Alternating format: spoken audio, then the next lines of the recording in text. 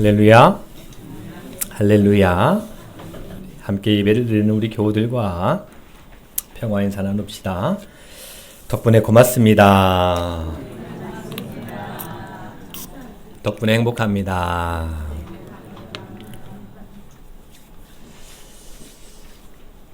작년에도 더웠는데 올해는 더 덥습니다. 누군가 그랬어요.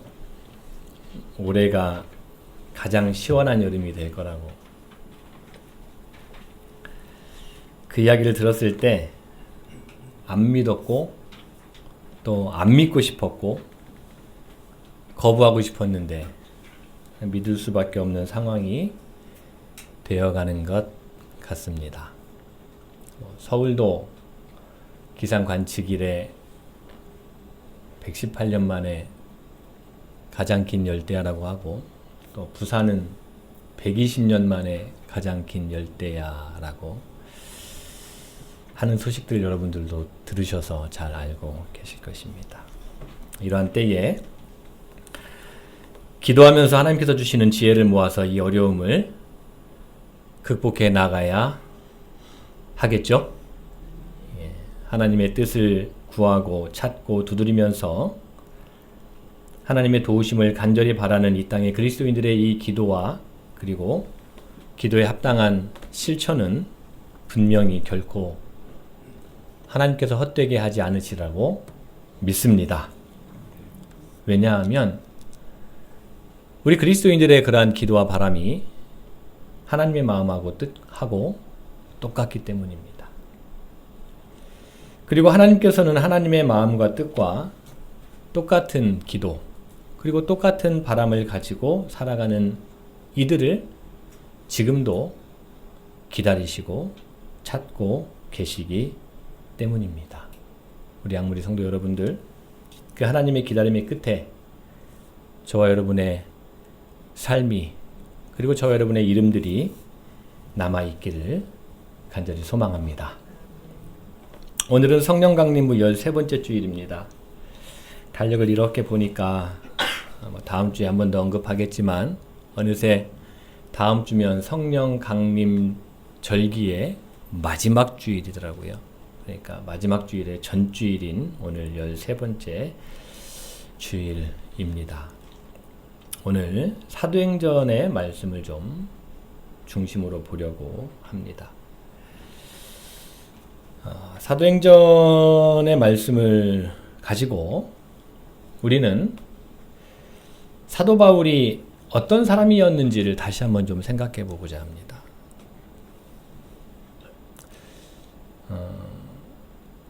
왜 제가 바울이라고 얘기를 하냐면 지금 사도행전 오늘 말씀이 21장, 22장이거든요. 이때는 바울이라고 일컬어지는 때입니다. 바울과 사울에 대한 이야기는 제가 오후 예배 시간에 조금 더 말씀을 드리도록 하고, 오늘 설교는 성경 본문에 사울이라고 기록된 걸 외에는 바울이라는 말로 쭉 이어서 나가도록 하겠습니다. 다시 말씀을 드려서 사도행전의 오늘 말씀으로 바울이 어떤 사람이었는지를 좀 생각해 보려고 합니다. 그리고 동시에 이 바울이라는 사람의 인생을 거울 삼아서 오늘의 나를, 그리스도인으로서 오늘의 나를 한 번 정도는 좀 돌아보면 좋겠다 하는 바람을 가지고 오늘 설교를 좀 준비했습니다. 인류의 유구한 역사를 보면 사소해 보이는 일 같은데 그 일이 세계 역사 전체를 뒤바꾸는 그러한 사건들이 간혹 있습니다. 별것 아닌 것처럼 보였는데 그 일로 말미암아 세계의 역사가 혹은 물길이 바뀌는 그러한 일들이라는 것이죠. 그 가운데 오늘 바울의 이 회심이 그런 사건이 될 수 있겠다. 개인의 회심의 사건이면서도 동시에 이 바울의 회심으로 말미암아 세계 역사가 뒤바뀌었다고 볼 수 있기 때문입니다. 그래서 오늘 설교 제목을 저렇게 한번 정해봤어요. 개인을 넘어서 세계 역사를 새롭게 써가는 바울. 개인을 넘어서 세계 역사를 써간 이 바울. 그렇게 한번 보자는 거죠. 바울의 회심, 예수님을 만난 이 바울의 회심의 사건, 오늘도 사도행전 22장 마지막 16절에 보면 아나니아가 그런 얘기를 하죠. 왜 주저하고 있냐? 일어나서 주의 이름으로 세례를 받고 그리고 너희 죄를 씻어라 라는 아나니아의 이러한 말을 들은 내용이 이제 기록이 되어 있는데, 이것은 개인의 회심의 사건이잖아요. 예, 죄사함을 받고 그리고 세례를 받고, 예.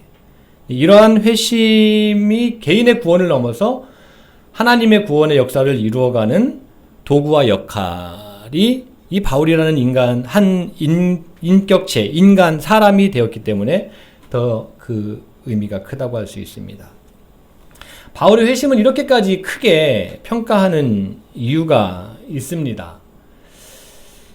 바울이 아니었더라면 예루살렘에서 시작된 이 교회는 유대교의 틀을 벗어나지 못하고, 그리고 유대교의 하나의 종파로 흡수되어서 기독교가 등장하지 못했기 때문입니다. 이게 사도행전과 서신서들의 기록의 종합입니다. 그러니까 바울이 없었으면 기독교는, 제가 일부 예배 때 그런 비유를 들었는데, 예를 들어서 우리나라에 큰 대형 마트가 있어요. 뭐 홈플러스나 뭐 롯데마트나 뭐 또 뭐가 있을까요? 이마트요? 예, 이마트가 있어요.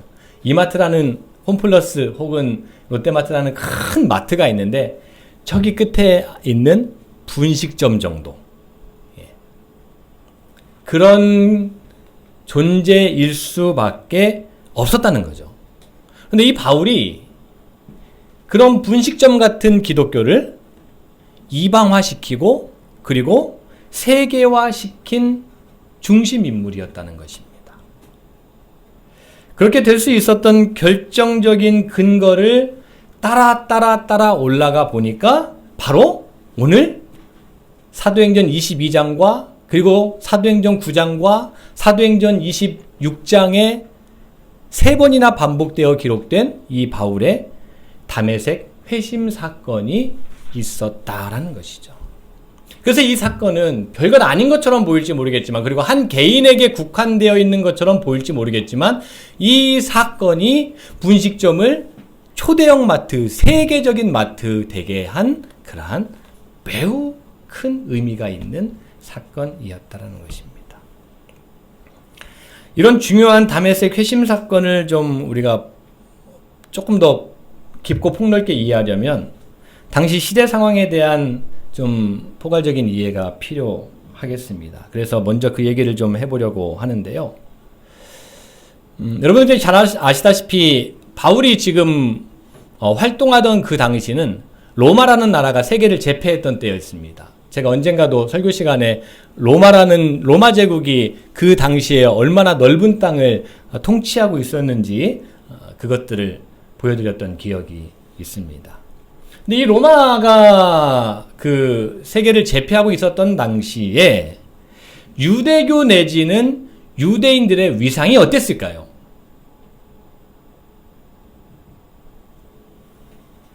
바울이 살았던 1세기에, AD 1세기에 유대교의 영향력은 사실상 생각보다 매우 컸습니다.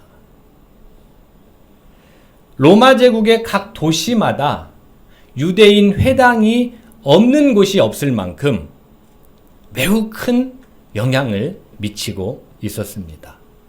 이 로마라는 나라가 정치, 군사, 혹은 경제, 사회, 이런 어떤 시스템, 체제, 이런 것들은 앞서 갔는데, 종교적으로는 매우 하등했습니다.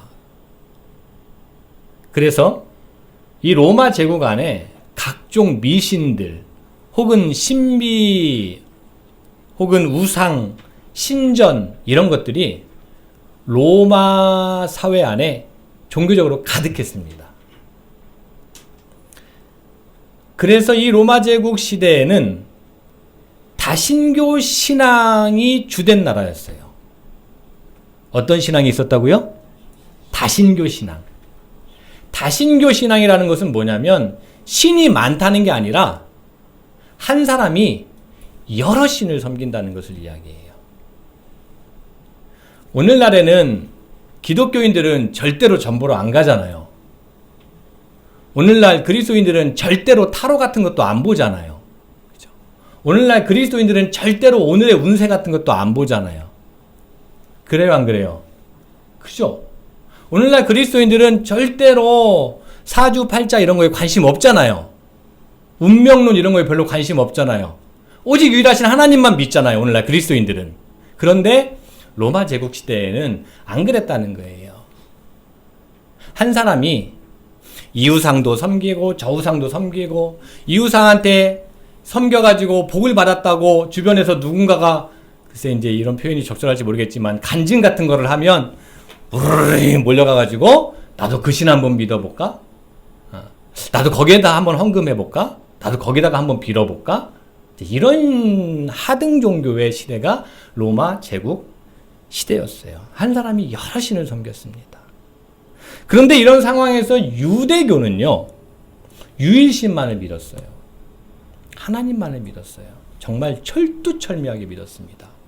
그래서 유대인들은요, 유대교를 믿는 유대인들은 윤리 도덕적으로 매우 엄격했습니다. 매우 엄격했어요. 이런 배경하에 유대교는 로마 제국 시대에 공식적으로 너네 인정해 줄게 이렇게 인정을 받아요. 누가 인정해 줬을까요? 권력계나 있는 사람들이 인정해 줬겠죠. 그렇죠. 권력계나 있는 사람들이 인정해 주지 않으면 유대교는 로마 제국 시대 안에서 인정받을 수가 없었을 것입니다. 그러면 이것을 거꾸로 추정해 보면 로마 제국 안에 권력계나 있는 사람들이 유대교를 믿었다는 거예요? 안 믿었다는 거예요? 믿는 사람들이 있었다는 거예요. 종교적으로 이 신도 믿고 저 신도 믿고 좋은 게 좋은 거지. 여기에 빌면은 내가 아주 풍요로워지고 지금까지는 이 신한테 의지했는데 이제 더 이상 이 신의 효력이 없어. 그러면 신도 바꿔 타기도 하고 그랬었는데 로마 제국 안에 살아가는 사람들 가운데 야, 그게 아니야. 무슨 신이 그래. 정말 전지전능하시고 완전한 신은 딱 한 분뿐인데 저 유대인들을 보니까 저 유대교 사람들을 보니까 정말 자기 생활도 철두철미하고 가정도 정말 제대로 지키고 그리고 사회를 정화시키고 의식이 있고 가치가 무엇인지를 그것을 추구하며 살아가는 사람들이 있었던 거예요. 그런 사람들을 보고 여러분이 만약에 로마 제국에 뭔가 이렇게 틀을 바꿀 수 있는 사람이라면 하등 종교와 고등 종교가 있다면 어떤 종교를 택하고 싶겠어요? 신 갈아타게 하고 싶어요? 아니잖아요. 여러분 이미 이 자리에 앉아 계신다는 것 이 자체는 신 갈아타게 하겠다는 게 아니잖아요. 그죠? 유일하신 하나님 한 분만을 그리고 그분의 마음과 그분의 뜻이 무엇인지를 구하고 찾고 두드려서 하나님 나를 통해서 그 하나님의 마음과 뜻을 이 땅에 이루어 드리겠습니다 라고 믿고 고백하며 살아가는 그리스도인들이잖아요. 그러니까 당시에도 그런 사람들이 있었어요. 사도행전을 보면은요 경건한 사람들이라는 표현들이 나와요. 한번 따라해 봅시다. 경건한 사람들. 이 경건한 사람들이 어떤 사람들을 이야기하냐면 이방인인데 유대교에 입교한 사람들 혹은 유대교에 깊은 관심을 가진 사람들. 나 저렇게 한번 살아가고 싶어. 아주 쉽게 이야기하면 나 저렇게 한번 살아가고 싶어 라고 해서 유대교 회당을 찾고 들락하는 사람들을 경건한 사람들이라고 말합니다. 지배적이었어요. 이마트, 롯데마트, 홈플러스 특정 업체를 제가 지향하는 건 아닌 거니까 이 가운데 유대교가 많은 그 코너들을 차지하고 있는 그런 때였습니다. 이런 상황에서 갈릴리 출신 사람들이 갈릴리 출신 누구예요? 예수님의 12제자들이 주로 갈릴리 출신들이잖아요. 그 당시에 갈릴리는요, 저기 촌이었어요. 촌. 예루살렘이 중심이었고, 갈릴리는 저기 촌이에요. 오늘날로 치면 서울이 예루살렘이고, 갈릴리는 어디쯤 될까요? 예. 특정 지역을 말하면 좀 폄하하는 것 같고, 어쨌든 가장 시골, 뭐 이렇게 정도 생각해 보면 좋겠습니다. 근데 그 사람들이 어느 날 오순절에 성령을 받았대요. 오순절은 유대교의 절기이기도 합니다. 기독교의 성령 강림 절기이기도 하지만 오순절은 유대교의 절기이기도 해요.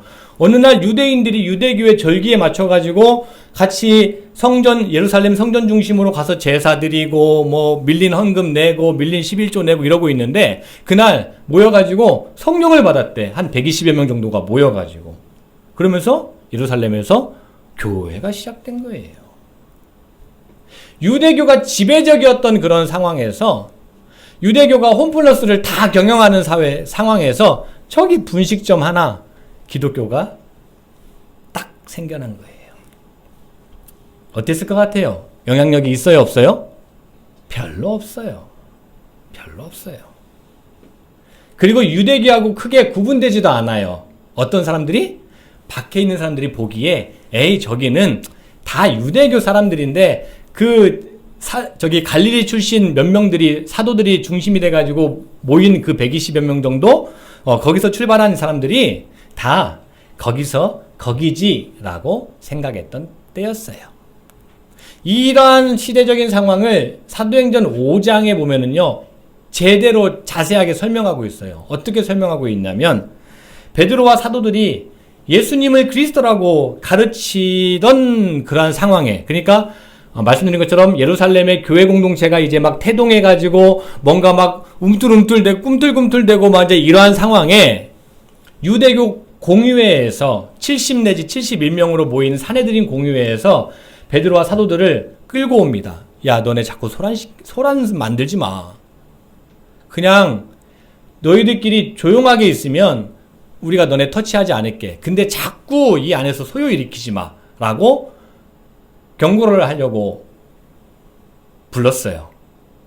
근데 그때 바리새인이었고 율법학자였던 가말리엘이라는 이 공의회의 유대 공의회의 중심이 된 사람이 뭐라고 얘기를 하냐면 여러분 잠깐만요. 옛날을 우리가 한번 생각해 봅시다. 드다라는 사람이 하나가 있었어요. 그리고 또 하나 갈릴리에 유다라는 사람이 있었습니다. 이런 사람들이. 근데 그 사람들은 어땠어요? 여러분? 그 사람들이요. 처음에는 좀 뭔가 세력이 모아지는 것 같더니 이내 흩어져 버렸어요. 그러니까 괜히 쟤네 예수님을 그리스도라고 믿고 의지하는 저 사람들 굳이 충동질하지 말고 저대로 내버려 두십시오. 그러면은 자체적으로 어떻게 될 것이다? 흩어질 것이다. 라고 가말리엘이라는 사람은 판단을 합니다. 내버려 두라는 거예요. 한마디로 어떤 전략을 쓴 거예요? 무시 전략을 쓴 거예요. 굳이 건들지 말자는 겁니다. 이게 그 당시에 유대교와 기독교의 상황을 정확하게 표현하고 있는 상황입니다. 그런데 이후에 기독교의 불씨는 꺼지지 않습니다. 아직 바울 등장 안 할 때예요. 오히려 더욱 활활 타오릅니다. 놀랍게 이렇게 기독교의 불씨가 꺼지지 않고 활활 타오르게 된 결정적인 사건이 있었어요. 그것은 스데반의 죽음이었습니다. 기독교의 탄압이었고 그리고 교회가 겪는 고난이었고 그리고 당하는 핍박이었습니다. 교회 공동체는 그런 공동체입니다. 여유롭고 평화롭고 넉넉할 때 강해지는 것이 아니라 참 놀랍게 교회 공동체는 외부의 탄압이 있으면 있을수록 더 정금같이 나오는 공동체가 교회 공동체였어요. 탄압하면 탄압할수록 핍박하면 핍박할수록 교회 공동체에는 사람들이 더더욱 모였고 교회 공동체를 통해서 구원받는 사람들이 날마다 늘어났다는 게 사도행전의 증언입니다. 여러분 기억하시죠? 하루에 세례받은 사람만 3천여 명이 넘었대요. 예루살렘에서 일어난 일이에요, 이게. 40여 년간 성전 미문에 앉았던 사람이 벌떡벌떡 일어납니다. 이거 지난주인가 지지난주인가 우리 말씀에서 봤던 내용이죠. 그야말로 유대교의 본산지였던 이 예루살렘에서 유대교 내지는 유대인들보다 교회 영향력이 점점점 더 커집니다. 탄압하면 탄압할수록, 누르면 누를수록, 핍박하면 핍박할수록 교회가 점점 늘어납니다. 이러한 예루살렘의 변화 속에서 예루살렘 교회 공동체의 이러한 확산을 예의주시한 한 사람이 있었습니다. 그 사람이 바로 바울입니다. 그 사람이 바울입니다. 바울은 일찌감치 다소라는 곳에서 오늘도 말씀해 보면은 소읍이 아니라 길리기아 다소의 시민이라고 나오잖아요. 소읍이라는 것은 저 시골 동네가 아니라는 이야기입니다. 다소는 꽤 큰 도시였어요. 시민입니다. 다소에서 예루살렘으로 일찌감치 유학을 갔고 거기에서 가장 훌륭한 랍비에게 유대교를 체계적으로 배웠고요. 체계적으로 배우면 배울수록 유대교가 가장 으뜸이고 유대교로 말미암아 유대인들을 역사의 주체로 만들어 가고자 했던 중심 인물이 바울이었습니다. 그냥 유대교의 발도장만 찍고 오는 사람이 아니라 바울은 유대교야말로 세상을 구원할 유일한 종교라고 가장 강하게 믿고 가장 강하게 가르치고 가장 강하게 지켰던 사람이 바로 바울입니다. 한번 따라해 봅시다. 바울은 발만 담그는 사람이 아니다. 목숨 건 사람입니다. 뭘 걸었다고요? 유대교에 목숨을 건 사람이었어요. 자기 인생의 최고의 가치를 내가 이거 하려고 태어났지 라고 유일하게 모은 내용이 유대교를 세계화하는 것이었어요. 유대교를 구원할 유일한 종교로 믿고 가르쳤던 사람입니다. 그런데 그렇게 인생을 살아왔는데 그렇게 인생을 차곡차곡 준비해 왔는데 예루살렘에서 오순절 이후에 저기 촌동네에서 모인 사람들이 예수님을 그리스도로 믿는 그러한 교회가 만들어졌고 그리고 이게 점점 이 교회가 위협한 핍박하면 핍박할수록 탄압하면 탄압할수록 점점 커지고 그리고 이게 바울이 생각하기에 야 이대로 뒀다간 좀 위험하겠다 라는 턱 밑에까지 이르는 상황이었습니다. 바울에게는 선택의 길이 두 가지가 있었겠죠. 여러분이 만약에 바울이었다면 어떻게 했겠습니까? 하나는 회유와 협상이었겠죠. 얘들아 너희 딱 여기까지만 와. 여기는 넘지 마. 또 하나의 길은 바울이 택한 싹을 잘라버리는 거였습니다. 아예 성경에 보면은요 잔멸이라는 표현이 나와요. 잔멸. 완전히 다 싹을 잘라버리는 겁니다. 이러한 바울의 표현들 혹은 성경의 기록들은요 바울이 어떤 생각을 가지고 있었는지를 우리가 생각해보게 하는 본문이에요. 오직 유대교가 중심이 되어야 됩니다. 오직 유대교여야만 합니다. 그것에 바울은 최선을 다했습니다. 그래서 보는 족족 예루살렘에서 교회로 모이기만 하면 탄압합니다. 이윽고 탄압받은 교회 그리스도인들은 피신합니다. 어디까지 가냐면 다메섹으로 갑니다. 오늘 말씀에 등장하는 것이죠. 그리고 그 다메섹까지 멀다 하지 않고 바울은 그들을 싹을 자르러 가는 거예요. 여기서 잠깐 왜 그들은 다메섹으로 갔고 그리고 다메섹은 도대체 어떤 예루살렘 내지는 유대와 연관이 있는가? 여러분들은 궁금하지 않나요? 왜 다메섹이었는지 저는 좀 궁금하더라고요. 그래서 좀 찾아보았습니다. 다메섹이라는 곳은 일찌감치 유대인들이 정착해 살고 있었습니다. 사무엘하 8장에 보면 다윗이 그 다메섹 지역을, 그러니까 다윗 왕이 한참 막 세력을 확장할 때요, 그 다메섹까지 남유다의 땅으로, 그 당시는 남유다가 아니죠, 통일왕국이었죠. 그 땅을 점령합니다. 그리고 거기에다가 수비성, 수비대를 만들어요. 그러면서 열심히 자국민을 그쪽에다가 보내서 거기에서 정착하게 만듭니다. 역사적으로 시기적으로 따지면 그때까지로 거슬러 올라가서 그때부터 이 다메섹에 많은 사람들이, 유대인들이 살고 있었습니다. 안 넘어가네요.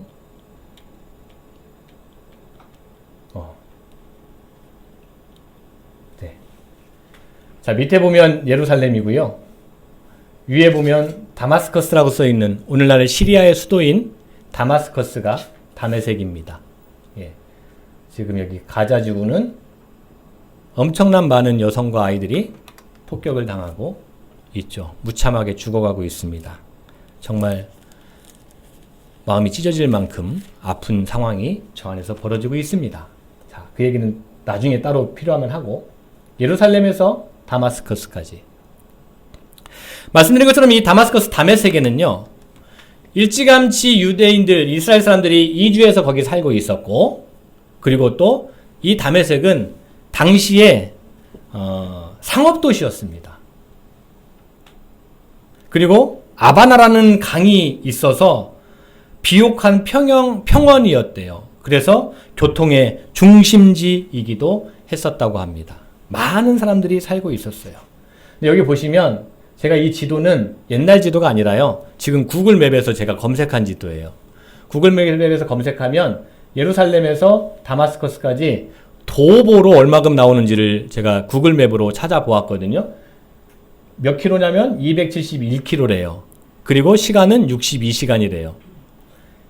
예루살렘에서 다마스커스까지 직선 거리로 따지면 한 200km 정도 된다고 해요. 200여 킬로 정도 된다고 합니다. 그리고 보통 한 사람이 많이 걸으면 100리 정도 걷는다고 합니다. 하루에.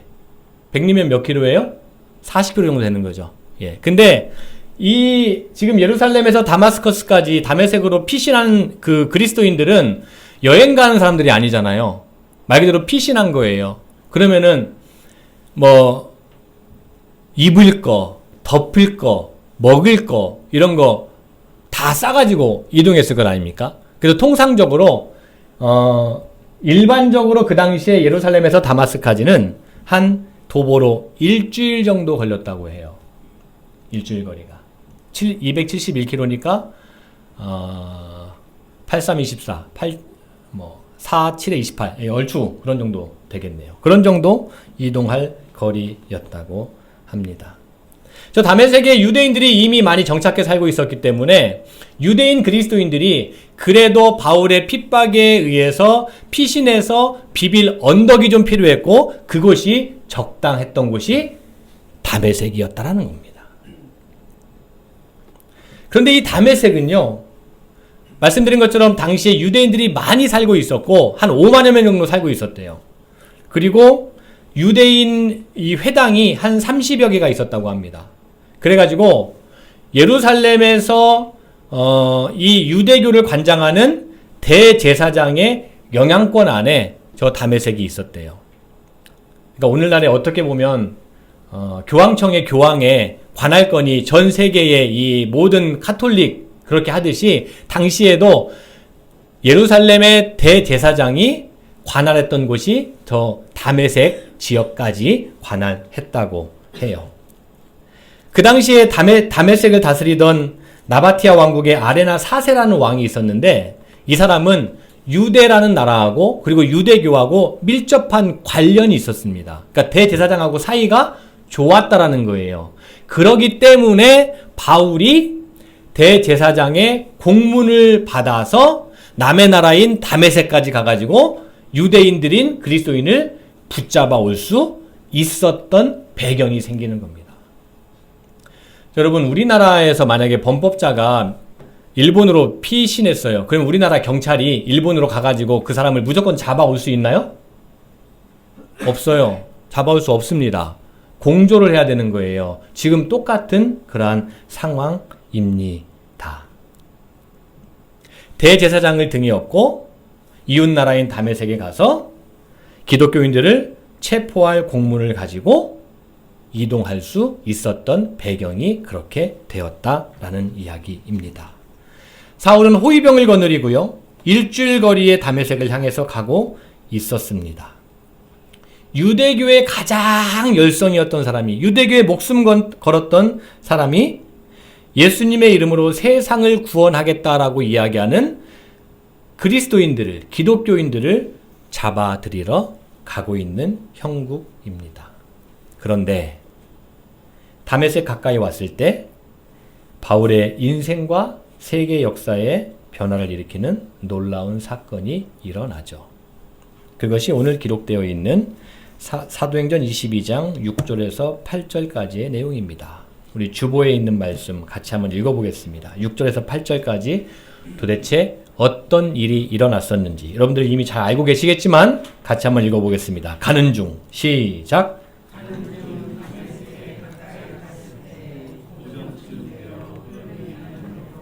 큰 빛이 나를 둘러 비침해 내가 땅에 엎드러져 들으니 소리 있어 이르되 사울아 사울아 네가 왜 나를 박해하느냐 하시거늘 내가 대답하되 주님 누구시니까 하니 이르시되 나는 네가 박해하는 나사렛 예수라 하시더라. 아멘. 누가 누구를 만난 거예요? 여러분이 보기에는 누가 누구를 만난 것 같습니까? 사울이 예수님이요? 그렇게도 볼 수 있습니다. 물론. 근데 저는 이렇게 봅니다. 그 말도 옳지만 예수님께서 사울을 찾아오셨다라고 저는 말씀을 봅니다. 예수님께서 사울을 기다리셨습니다.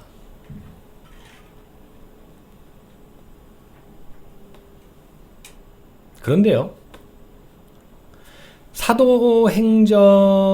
신약 성경 가운데서 사도행전 1장을 보면 예수님께서 죽으시고 부활하시고 그 다음에 뭐 하셔요? 예수님이 죽으시고 부활하시고 그 다음에 뭐 하십니까?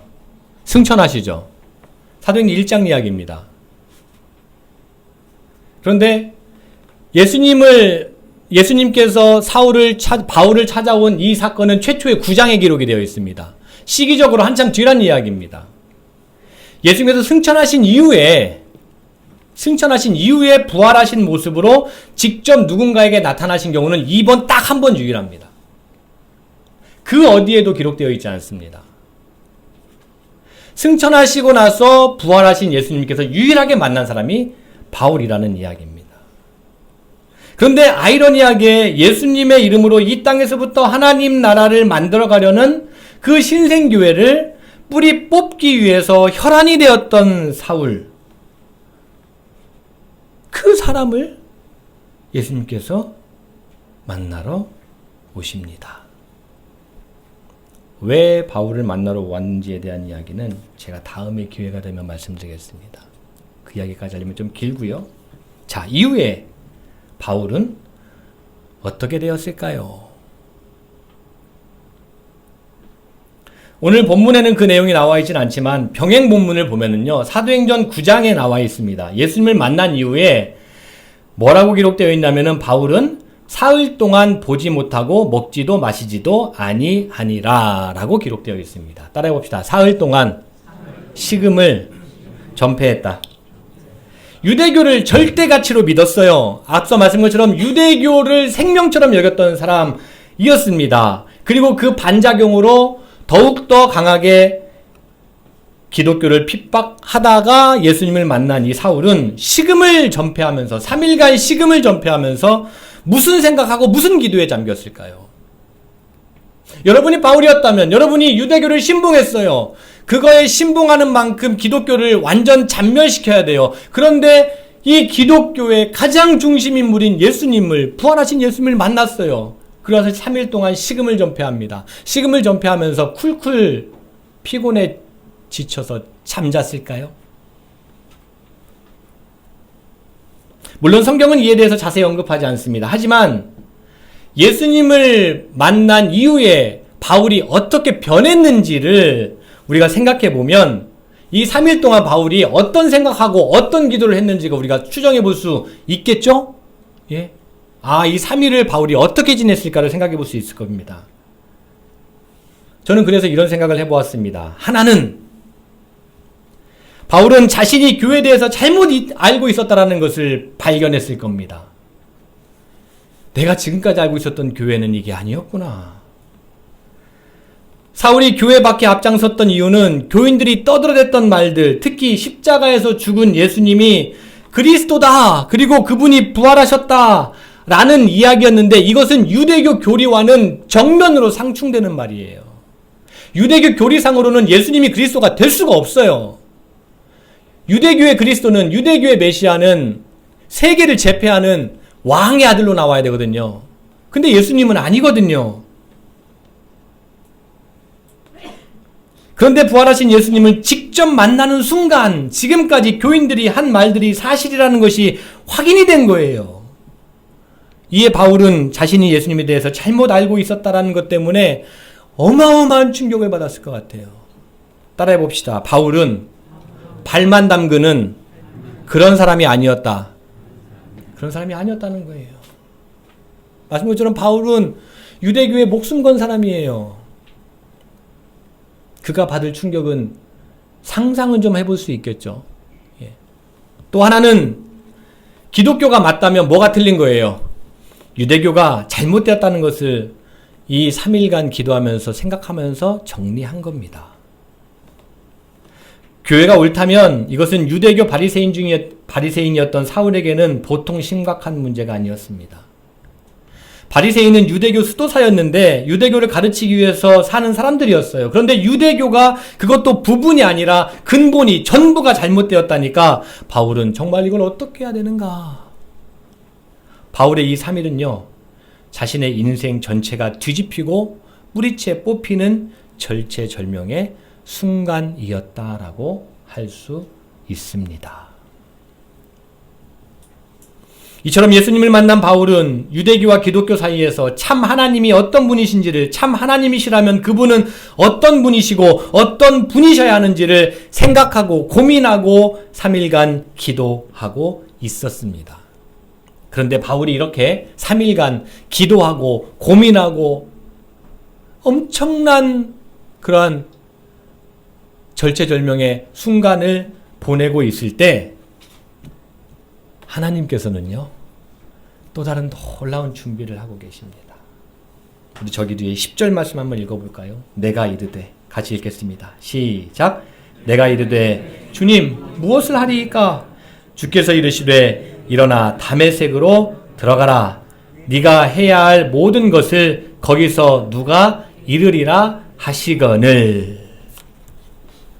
바울이 3일간 기도하고 생각하고 고민하고 절체절명의 순간을 겪은 다음에 하나님, 도대체 내가 무엇을 이제 해야 됩니까? 내가 지금까지 한평생 동안 목숨 걸고 지켜왔던 유대교가 엉망이라는 것을 이제 나로 하여금 알게 하셔서 내 인생 자체가 무너지고 내가 해체되어 버리는 것 같은데 내가 무엇을 해야 됩니까? 라고 이야기할 때 하나님께서 다메섹으로 가라. 거기서 네가 할 일을 알려줄 누군가가 있다라고 말씀해 주십니다. 그 사람이 누구예요? 아나니아라는 사람이었습니다. 하나님은요, 오늘 아나니아를 뭐라고 12절에 기록이 되어 있냐면 율법에 따라 경건하고요, 모든 유대인들에게 칭찬을 듣고 있는 그리스도인 아나니아였습니다. 그리스도인 아나니아는요, 율법을 철저하게 지키는 사람이었어요. 하나님의 법을 지키는 사람이었습니다. 그리고 모든 유대인들에게 칭찬을 듣는 사람이었습니다.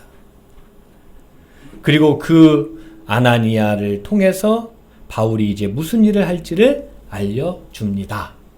이 또한 오늘 22장에는 안 나와 있어요. 그래서 병행구절 9장을 보면은요, 9장 15절 16절에 이렇게 기록이 되어 있습니다. 우리 스크린에 나와 있는데요, 아나니아가 이렇게 이야기해 주는 거예요. 다시 한번 같이 우리 주께서 이르시되 읽겠습니다. 시작.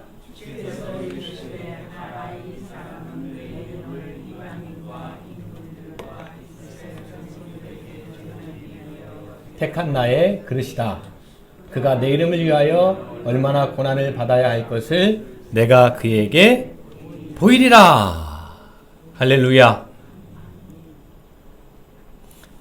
하나님께서 바울에게 다메섹으로 가서 네가 할 일을 너한테 알려줄 사람이 있다라고 응답하시면서 동시에 하나님께서는 아나니아라는 사람에게 내가 너에게 이런 일 할 사람을 보낼 거야 라고 이야기할 때에 아나니아는 겁을 먹었습니다. 하나님, 제가 바울이라는 사람이 무슨 일을 한지를 내가 정확하게 알고 있는데 그 사람을 어찌 믿습니까? 할 때 하나님께서 응답해 주신 거예요. 하나님께서는 바울이 해야 될 역할이 무엇인지 정확하게 말씀하십니다. 이방인과 임금들과 흩어진 유대인들에게 하나님께서 다시 살리신 예수님의 이름을 전하기 위해서 택한 내 그릇이다. 그리고 그 일을 위해서 바울이 수많은 고난을 받을 준비가 된 사람이다. 따라해 봅시다. 내가 택한 그릇이다. 고난받을 준비가 된 사람이다. 사울을 통해서 하나님께서 일하신대요. 그리고 그 일을 위해서 고난받을 준비가 된 사람이래요. 저는 이 말씀이 매우 충격적으로 다가왔습니다. 하나님께서 일하신다는 것을 사울을 통해서 보여주신다는 거예요. 사울을 보면 저 사람이 누구 일을 하고 있다? 하나님 일을 하고 있다라는 것을 보여줄 사람으로 하나님께서 택하셨다는 거예요. 아주 쉽게 이야기하면 오늘날 우리 양무리 교회 성도들을 세상 사람들이 바라보면 저 사람은 누구 일을 하고 있다?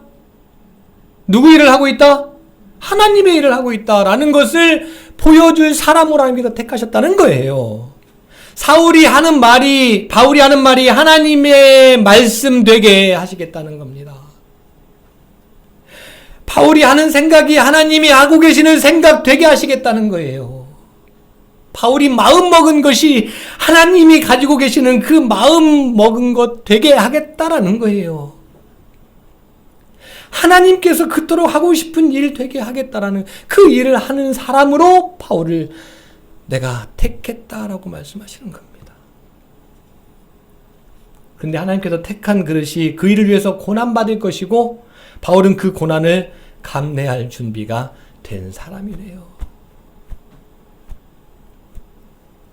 그가 유대교를 목숨 지켜 목숨 걸고 전파하고 지키고 가르친 것처럼 그 삶을 보니 그가 잘못된 것을 쫓아서 그렇지 그에게 바른 것만 가르쳐주면 그 사람은 누구보다 내 마음을, 내 뜻을 실현시킬 사람이다 라고 하나님께서 아나니아에게 알려주시는 겁니다.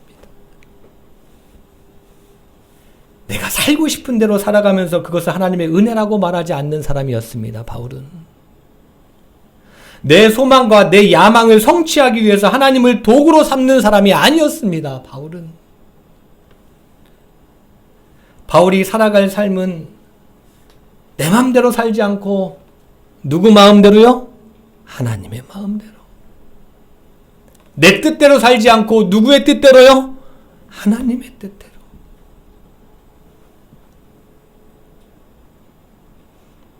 그 삶 안에는 당연히 고난이, 불편이, 억울함이, 핍박이, 조롱이 뒤따를 수밖에 없지만 그것을 기꺼이 감내한 사람이 여러분 바울이었습니다.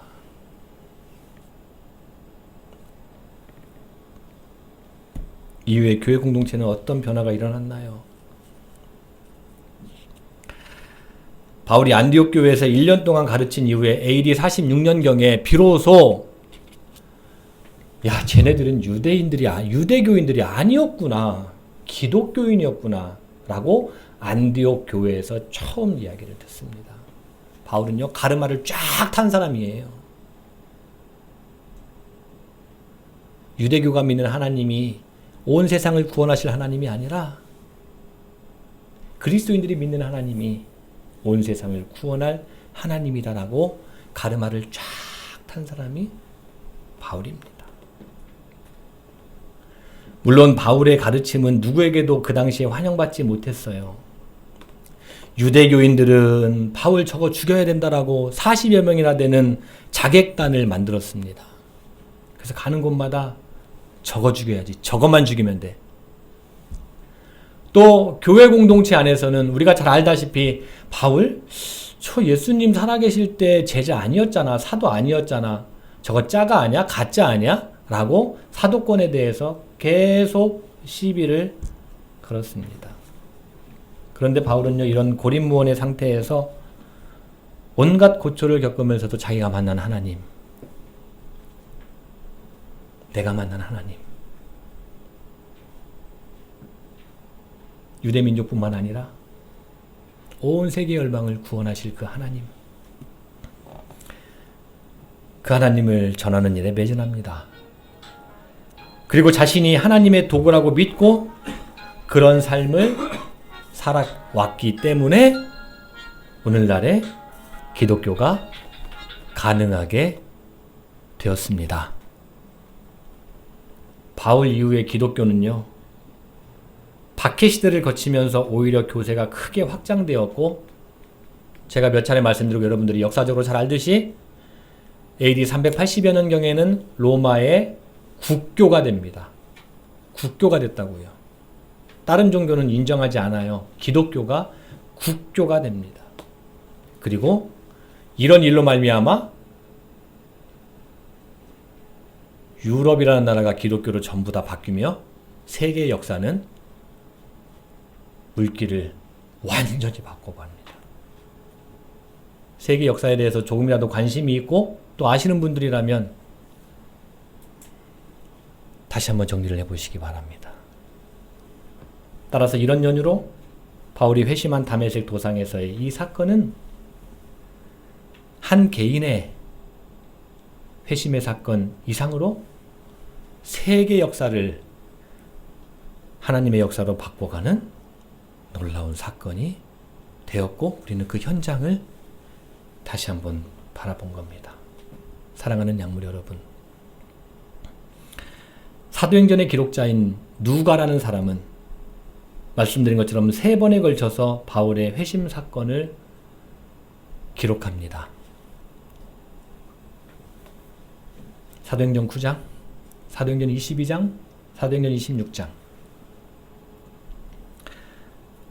한 주간 동안 이 세 본문을, 이 동일한 사건에 대한 내용의 세 본문을 저는 묵상하며 지내는 시간을 보내면서 바울의 삶을 보면서 오늘의 저를 돌아보았습니다. 아니, 누구 돌아볼 게 아니라 저를 돌아보았습니다. 제가 바울처럼 대단한 것을 하지는 당연히 못하겠지만 오늘 나는 그리스도인으로서 어떤 가치를 지키며 살아가고 있는가?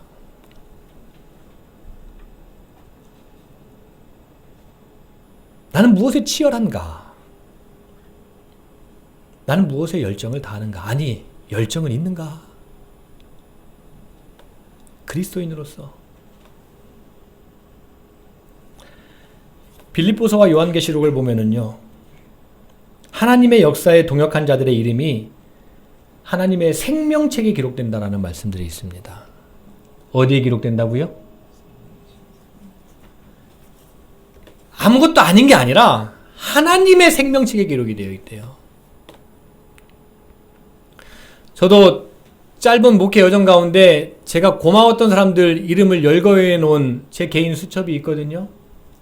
근데 그것은 제가 자칫하면 잃어버리기 쉬워요. 그런데 빌립보서와 요한계시록을 보면 하나님의 역사에 동역한 자들, 하나님의 마음, 하나님의 뜻을 그 세상의 어떤 가치보다도 고난을 감내하면서조차도 그것을 지키고자 하는 자들의 이름을 하나님의 생명책에 기록해 놓았다고 이루어합니다. 하나님의 생명책에. 저는 믿습니다. 하나님은 지금도 살아서 역사하시는 분이심을 믿습니다. 그리고 창조하신 이 세상의 역사를 준비된 하나님의 일꾼을 통해서 이끌어 가신다라고 믿습니다. 우리 양무리교회 성도들의 신앙의 여정들이 하나님의 생명책에 꼭 기록될 수 있기를 간절히 소망합니다. 여러분의 회심이, 여러분의 신앙이, 여러분의 인생이 세상의 역사를, 그리고 하나님께서 기다리시고 원하시는 역사로 이끌어가기에 부족하지만 하나님께서 쓰시겠다고 하는 그러한 인생이 될 수 있기를 주님의 이름으로 간절히 축원합니다. 오늘 주신 말씀 생각하며 우리 잠시 조용히 기도합시다.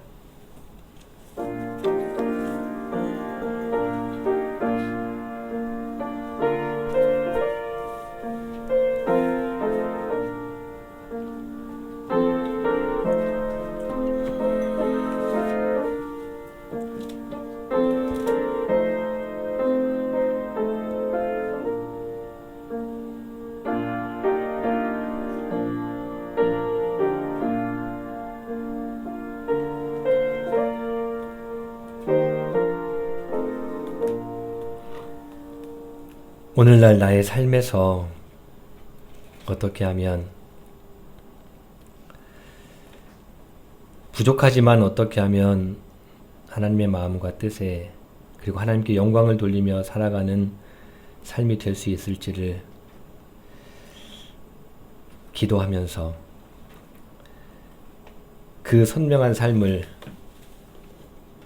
2000여 년 전에 바울에게 보여주시고 또 동시에 성령님으로 오늘 우리에게 말씀해 주시는 예수님의 이름으로 기도하옵나이다. 아멘.